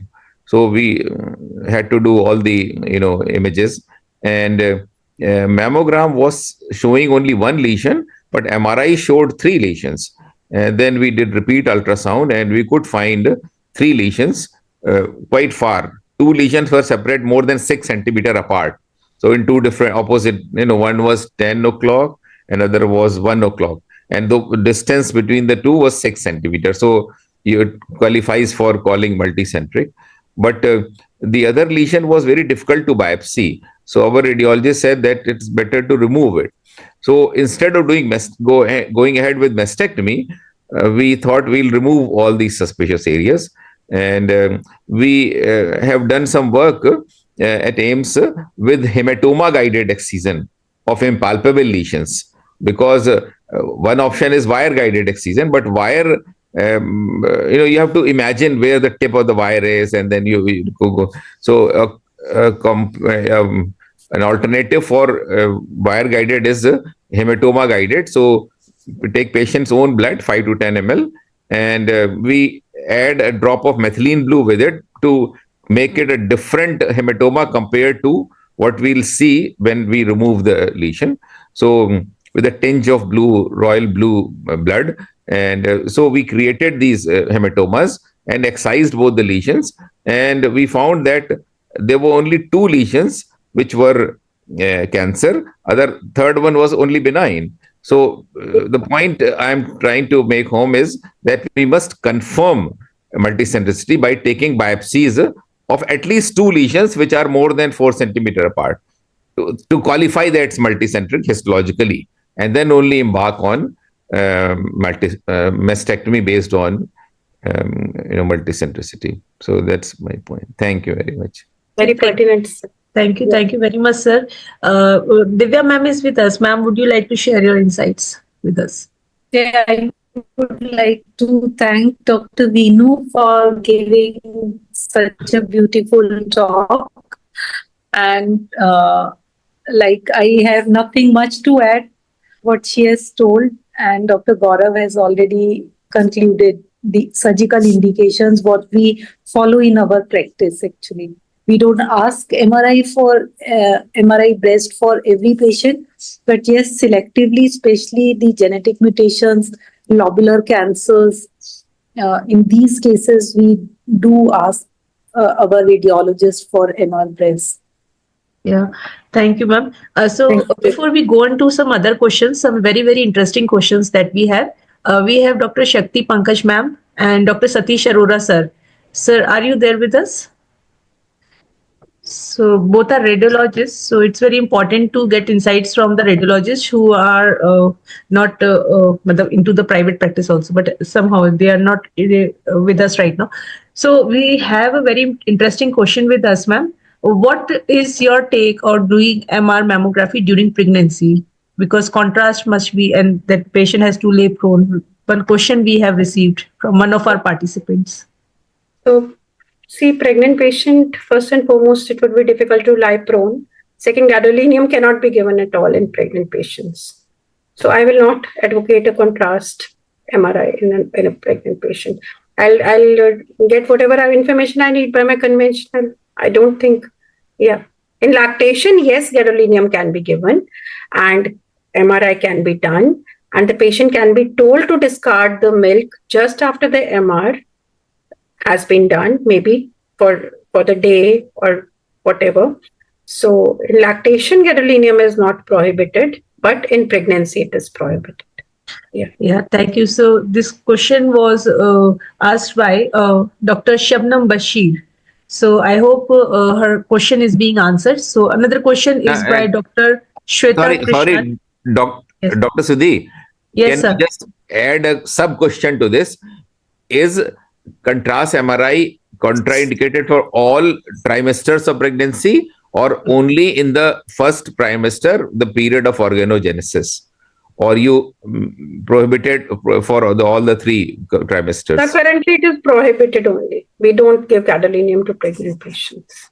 Okay, even in the 3rd trimester, near the term. No, yeah. They have not yet cleared it completely. It will cross the placenta and the adverse effects on the fetal development, and yet it has not been studied completely. So it is best to avoid gadolinium. But you will you have to actually do the mammogram can be done. Mammogram, of course. With the lead shield, on the. With or without a lead shield, both. Even without lead shield. Even without. Because digital mammogram has very low dose of very low. Yeah, correct. A lead shield is more for patient satisfaction. It may not affect the patient that much. Yeah. Thank you. Ma'am, so This is we very have- we- important because as surgeons, we are scared of using any X-rays. So we say no mammogram during pregnancy. But as Mammogram pointed can out, be that done. is safe. Can Thank be you. done. That was a very important question. So, ma'am, now we have another question from Dr. Shweta Krishnan, who is asking if there is a ductal ectasia with enhancement of just the walls, what BI-RAD do we assign? BI-RADS 2, definitely BI-RADS 2. I will see the type of enhancement, whether it is regular. I will see whether my ductal ectasia is already showing me T1 hyperintense contents. Now on my post-contrast subtracted images, if I'm having a regular enhancement, which is not nodular, which is not showing me any mass-like formation into the intraductal lesion, it is BI-RADS 2. I will keep the patient on surveillance and do ultrasound only for surveillance. Why to do MR also for surveillance? Yeah. Okay, so, ma'am, if I could add to this, like suppose a patient comes with a single duct bloody nipple discharge, will asking an MRI give me information, or do always I have to ask for ductal MRI, ductography? So most of these patients with unipore, unilateral, and suspicious or bloody nipple discharge, they can be resolved with high resolution ultrasound plus mammography. First and foremost, I would like to say that if you cannot resolve it on mammography, then you ask for an MRI.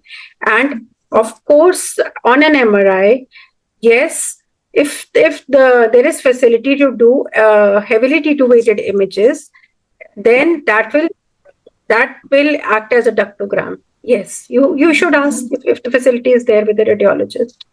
MR ductogram is nothing but heavily T2 weighted images, wherein the ducts are seen bright and the filling defect, they pertain to any intraductal masses. And then these filling defects are further seen on your contrast images to belong to papilloma also. That is it. Yes, ma'am. So, ma'am, we have a very interesting. Ma'am, I'll add to this. For the treatment point of view, we usually do not request biopsy of the papillary lesions or papillomas.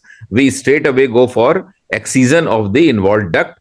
If it is young lady, still nulliparous or wants to breastfeed, microdectomy. And if she has completed her family and or 30 plus, 35 plus, then we will do full major mammary duct excision. Because papillomas are, if you biopsy the papillary lesion, you may get the report of benign papilloma, but you may actually be harboring papillary carcinoma. So therefore, all papillary lesions should be excised, not biopsies. The involved duct must be removed, either by microdectomy or major mammary duct excision, Hatfield operation. Yes, sir. So because it also helps like patient, then the symptom subsides. Like जब तक patient को bloody nipple discharge आता रहेगा, that is the surgical treatment for as well as diagnosis gives us, it's a gold standard. So another important question, ma'am, we have received from Dr. Shweta Krishnan. She is asking what should be the BI-RAD category and management recommendation if there is a clinical suspicion of mastitis, but on MRI we are getting suspicious findings like washout kinetics and segmental distribution. So there is no actually rationality to this question, but definitely if somebody has asked, it is BI-RADS category 2 or 3 only. There is no suspicion. Mastitis, we all know, can show non-mass enhancement. It can show washout kinetics because that will also lead to increased vascularity in the breast. So not only cancers, mastitis, and nowadays with increasing use of MR and contrast enhanced mammography in granulomatous mastitis, we are seeing clustered ring type of enhancement also, which is usually in malignant masses. So we have to see the overall presentation of the patient, whether the patient is presenting with pain and fever and clinically it is mastitis. And of course, we can do a biopsy, and BI-RADS has to be 2 or 3 only in this. So in the clinical scenario, nothing has to be interpreted only for images. It is an overall patient evaluation that we are going to do. Okay. Yeah, ma'am. So one question is post-op breast. Dr. Vidya is asking post-op breast with margin positivity, when to image. So there is a post-op breast with margin positivity, when to image. MRI, whether we should go for MRI or mammography, and how to differentiate non-mass enhancement of post-op changes versus residual lesion, non-mass enhancement. So in a post-op breast, as a surgeon, if you find a margin positivity, do you ask for an MRI? I don't think it is needed. I don't. All first and foremost. Okay. Yeah, because margin is already. I fully agree with you, madam. For Yeah. margin positivity, you take the patient back to theater and revise the margins, not Correct. do MRI. Yeah. Yeah. So I hope Dr. Vidya has received her answer. Ma'am, I would like to share one very important incident because like one very high risk patient I sent for mammography. In mammography, we received a report of a non-mass enhancement and those were reported as BIRET category 4, highly suspicious. So then because those were not clinically palpable and not visible on conventional mammographies and ultrasound also, I asked my radiologist now that if you are reporting, because now these are high grade lesions that you have reported, please provide me biopsy because I'm not able to find in my clinical examination from where to biopsy. So my radiologist suggested me ki like you ask some high centers like something. So I asked Mahajan and other, but nowhere I received any information where I could get biopsy. I'm not sure how common is it because we frequently deal with such problem, non-mass like enhancement. The patient is also worried and we are also present, these MR guided biopsies are, you're right, very right. These are not freely available, cost a lot, and the expertise to do these biopsies, the hardware and the software to do these biopsies is not available in our country freely. But definitely in many tertiary care centers like All India Institute, AIMS Delhi, and even the peripheral AIMS Patna, PGI Chandigarh, and Apollo hospitals, these chain of Apollo hospitals, many of these are having this facility, wherein my fraternity radiologists are doing these procedures. So you should be definitely able to refer these to these nearest centers. Of course, all the people who are sitting in even in government or private centers do not have this facility. It costs a lot for these softwares to be acquired. But yes, most of these higher end tertiary cares have. Because these high-end tertiary care centers are already overloaded and these private sectors. But then they have to register there. The patient has to go and register there. They will not directly take in the radiology request. They have to come through the surgeon. Through the surgeon. Yes, suppose if because of any reason the patient is not able to go to such place, like is not accessible. Apollo Hospital might take directly. Okay. Medanta, New Delhi. They will take these directly. Any suggestion regarding how to manage such patient? Like suppose we have referred, but due to some reason the patient is not able to go.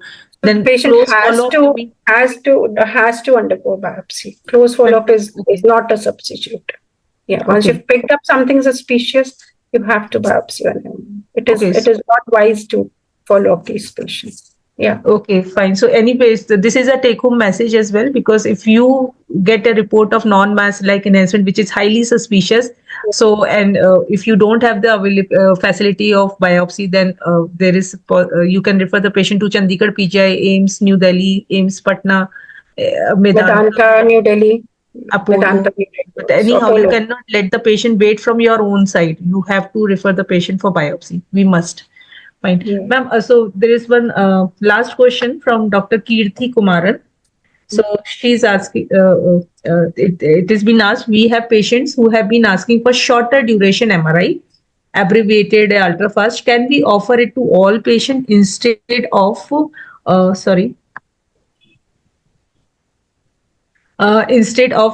conventional MRI, or are there any specific concerns or indication? Like just make it a routine, do it in all the patients rather than. Abbreviated MRI can be done for patients who have to undergo screening, especially those at average risk. But screening in our country is a far-fetched dream. Our women are usually coming with larger masses, palpable lumps, and other issues that have already surpassed T1, T2 stages like that. So abbreviated MRI, definitely yes, for women who are aware and does save the gantry time. And ultra-fast MRI, wherein you know that more or less the patient is having a mass and now have to increase by specificity.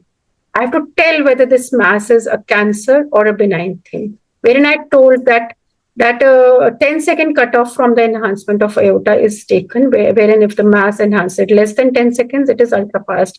There are very few centers having this facility of ultra fast MRI, like PGI Chandigarh has, and Mahajan Imaging has, and Gangaram Hospital Delhi has, and I am not aware of many centers throughout the country having the facility of ultra fast MRI. It is a very new kid in the block and does cost, the software does cost the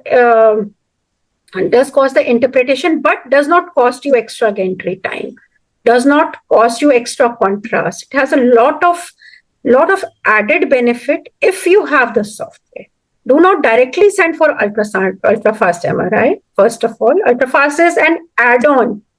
It is an add-on. Remember this. It is an add-on wherein the sensitivity would be the same. There are not yet enough studies to prove the role of alone ultra-fast MRI in decision making. It has been proven to increase the specificity of distinguishing between benign and malignant lesions. Yes, but no, not only do not send patients for these. First and foremost, your centers will not have. Most of the centers, 99%. Okay, that is it. Fine. So I hope you might have received the abbreviated is Abbreviated you can do for screening patients, especially if you know my patient, your patient is undergoing screening every year and is very regular with it. And now she's done with today's screening and now doesn't come to like she comes to you after 1 year. Yes, you can do for screening. Abbreviated has a role in screening. It has no role in lesion characterization currently, as Fine. of today. Yeah.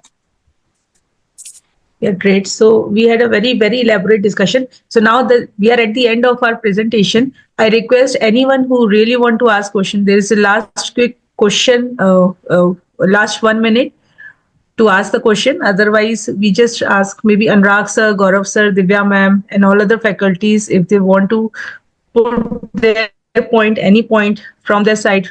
I request please they can come up with their insights. Right. So before I wind off, I just request everyone to please switch on their camera because our team will be taking a selfie of this event for their records. Thank you. May I request quickly if we can just switch on our camera, our lovely faces, if it is shown. Yeah. So. Fine.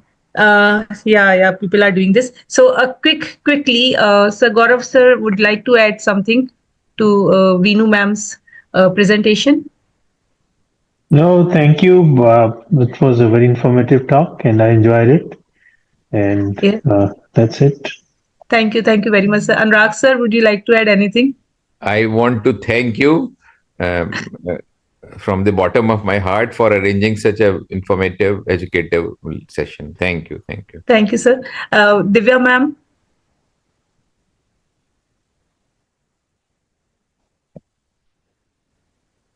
Divya ma'am, would you like to add something? Would you like to say something about this program? Ma'am, your voice is not audible, ma'am. Please unmute yourself.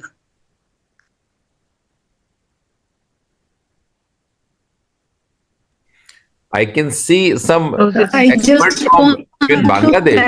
thank you. Yeah, yes, ma'am. You are audible now. And Dr. Veenu for the wonderful talk. And thank you, everyone. Thank you. And if I can add to it, like now I understand. I don't have to mug into this T1 and T2. I just have to look into this contrast images to find out exactly what is my area of interest. And this T1, T2 diffusion weighted, like these are not of my stuff as a surgeon.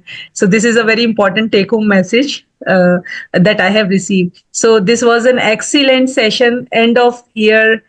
We had this wonderful session, especially with all my teachers and faculties, eminent faculties that I have. And I thank all the participants for their patient hearing, and they cooperated with us. They put on very interesting questions, very informative answers that we have received. And thank you very much, Veenu ma'am, for giving your precious time. This is a festive time, and I know you are so much engaged with so many other commitments. Still, you spared your time for us. Thank you very much. And with this, I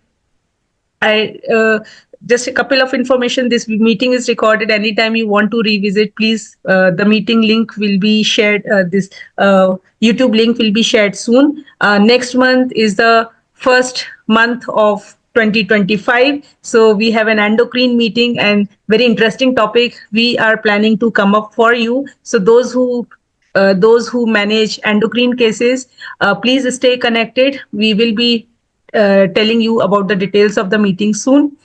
And with this, I would like you all we may now leave the meeting. Thank you very much, and a very good night to you all. We will be sharing about this meeting detail, the recordings very soon. Thank you, Dr. Sudhi. Thank you, Dr. Veenu. Thank you very much, sir, for sparing your time. Dr. Thank you, Gaurav sir. Thank you, You Dr. had Gaurav. such a hectic day. Anurag sir had such a hectic day. Still, you joined. I saw you have some doctors from Bangladesh. Dr. Sharmeen Islam is also connected. How did you manage to get them? Thank you. So we have doctors from Colombia as well, sir. They recently joined our group, and so we have doctors from UK and USA also, because most of the time any foreign numbers, if they request to join, we ask them for their introduction. So we have We'll request Dr. Amit Goyal also. We'll request Dr. Amit Goyal to join. Yes, sir. Yes, sir. Deliver his results of post-NOC trial. He's the PI of the post-NOC trial, famous post-NOC. So I'll request him to join. Yes, okay? Sir. Thank you, sir. My honor, sir. Thank you, sir. Thank you very much. Okay, thank you. And it was really a wonderful meeting together. I really learned a lot, and I hope the same was there with other participants. Wonderful. Thank you. Good night. Thank you, sir. Good night, sir. Now I'm closing this meeting, and I request everyone they may now leave the meeting with a heartfelt thanks to all.